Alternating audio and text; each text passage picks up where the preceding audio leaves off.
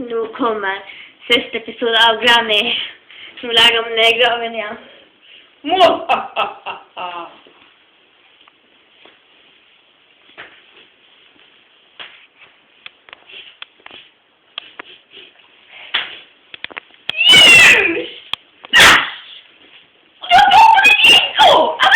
Kjøp meg vis. Bare det tåler jeg penger!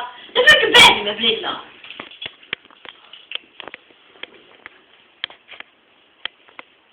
Jeg sa du skulle gå ned. Derfor er det øynene.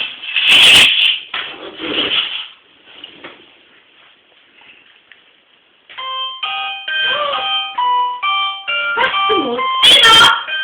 Stina! Det er bestemor! Er du død? Ja, det er du! Hallo. Hallo? Hallo.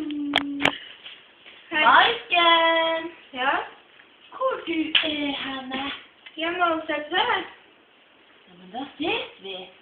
Ganske snart.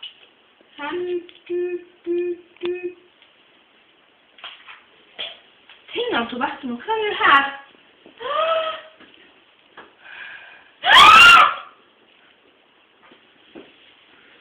Kødder du med tvistene på Granny? Får du med meg å gjøre?